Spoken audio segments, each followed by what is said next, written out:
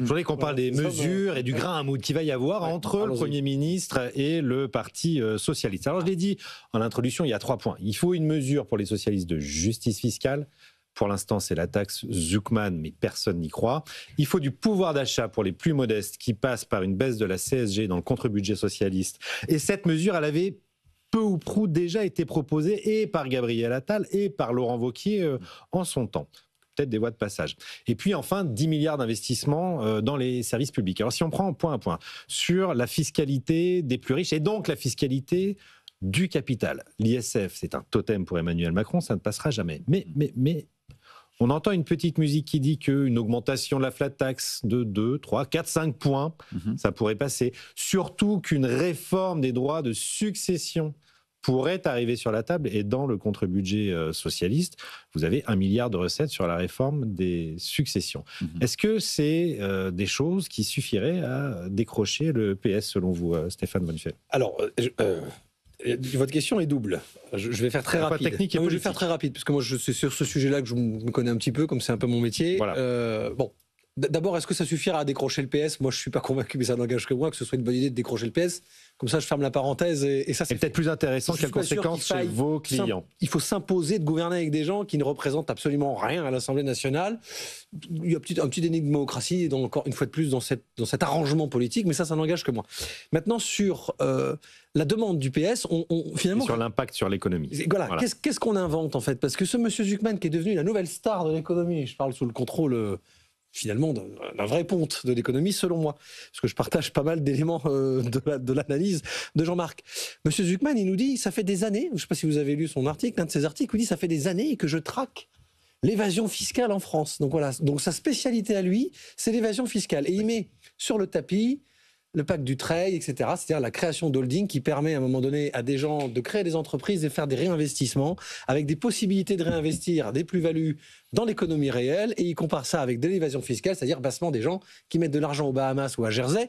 Donc en fait, une fois de plus, exactement comme le ministre des Finances, on a une gauche qui est complètement déconnectée et qui nous ressort toujours les mêmes recettes depuis 30 ans, c'est-à-dire à partir du moment où on a un problème d'équilibre de budget, qui est un problème de quotidien, on va aller taxer les plus riches. Évidemment, Raphaël, je ne peux pas vous dire que si on ne prend pas 2% aux gens qui ont plus de 100 millions de patrimoine, ça va leur changer la vie. Je ne suis pas sûr que ça va leur changer la vie. Ça concerne moins de 2000 foyers en France. Oui, donc, 1800. Voilà. Est-ce qu'ils vont partir à l'étranger? Je ne suis pas sûr non plus. Parce qu'il y en a beaucoup qui sont quand même français et fiers d'être français et qui ne partiront pas. Donc on ne va pas agiter le chiffon. On pourrait très bien faire comme les États-Unis et mettre en place les règles FATCA qui disent que même si vous êtes citoyen français et que vous partez à l'étranger, pendant 5 ans, vous continuez à payer prévu, l'exit tax pendant 5 ans. Et les Américains ne sont pas un pays kolkhozien soviétique. Donc s'ils le font, c'est pourquoi pas en tant qu'économie libérale ou néolibérale, on pourrait le faire. Ce qui m'embête, c'est que on a une preuve que M. Macron, en supprimant l'ISF, qui ne rapportait que 5 milliards, a donné à l'entreprise, à l'entrepreneuriat, quel que soit le bord politique d'un entrepreneur. Un entrepreneur n'est pas forcément un homme de droite ultralibéral. Il a donné un message qui était, vous avez la possibilité d'envoyer le bois en France, de créer de la richesse, parce que pour équilibrer un budget, c'est le chef d'entreprise qui parle, on ne fait pas que des économies. On crée aussi de la richesse. Donc, et là ça va faire plaisir à mon voisin, créons de la richesse. Et si on était de gauche et qu'on défendait la valeur travail avant la valeur capital, eh ben on dirait, travaillons plus ou travaillons mieux, ça il y a une discussion qu'on peut avoir, pour créer plus de richesse et pas simplement taxer l'impôt, parce que augmenter l'impôt. Parce que augmenter l'impôt, ça va réduire fondamentalement la volonté de travailler et donc de créer de la richesse. Travaillons mieux, travaillons plus, peu importe. C'est ça qui me choque un petit peu dans ce discours de la gauche et c'est pour ça que je suis pas sûr qu'il faille traiter avec ces gens-là. Sur le sujet de la réforme des successions, Jean-Marc Daniel, c'est un vieux sujet, y compris au sein du bloc central. Christophe Castaner avait essayé de le lancer, Stanislas Guerini aussi, quand il dirigeait Renaissance. L'opinion publique française est contre toute modification de la taxation des héritages. Oui, c'est pouvoir se passer. Mais est-ce que finalement, c'est pas quelque chose qu'on pourrait quand même un peu moderniser? Alors, c'est vieux, puisque l'impôt sur la mort, c'est une expression qu'on employait en 1848. Absolument. Et donc c'est vieux.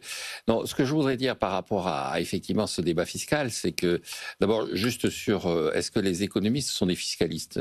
Je rappelle ce que je disais hier, d'ailleurs, ici, c'est que dans son livre, livre qui vient de paraître, Thomas Piketty, quand il défend l'impôt, dit je ne suis pas économiste, je suis philosophe. Et donc, en tant que philosophe, je défends la justice.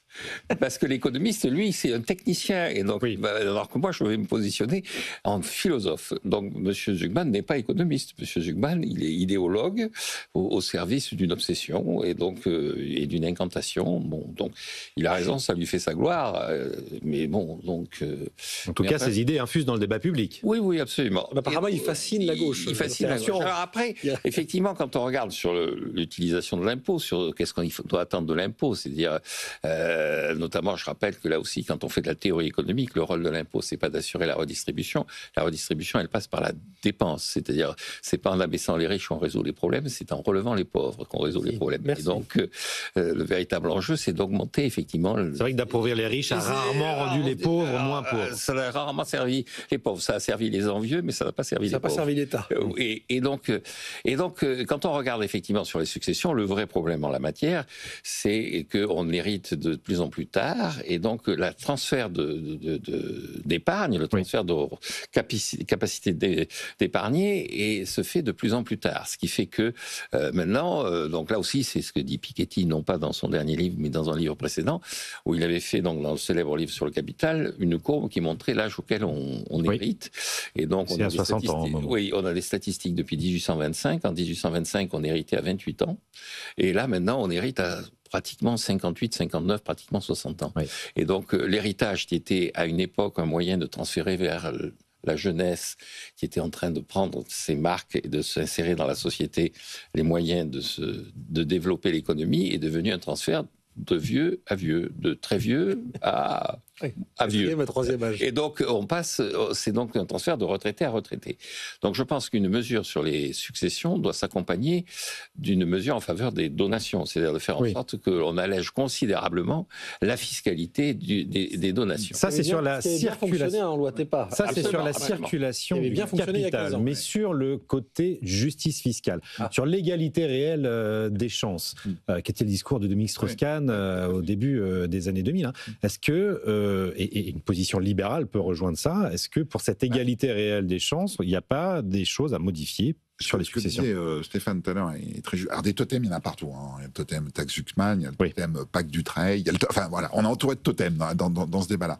Ce dossier dont parle avec délice là, Jean-Marc, sur la grande transmission, puisque c'est le nom qui est en train de s'installer. Je rappelle juste les chiffres, c'est 680 milliards d'euros par an qui vont être transmis dans les années qui viennent, du fait finalement... et de vieux à vieux, le vrai problème. De vieux à vieux. Donc c'est pas, on n'est pas en train de parler... C'est pas un petit sujet. Voilà, on n'est pas en train de parler de quelque chose où juste il s'agit d'une mesure politique. Ça rejoint ce que dit très justement Jean-Marc et ce que vous situez. C'est un des grands problèmes dans ce pays-là, c'est qu'on capitalise trop. Enfin, entre l'épargne et la transmission, l'argent a du mal à ruisseler. Il dort. Et puis en plus avec le moral. Il ne va pas au bon endroit. Et il dort pas au bon endroit.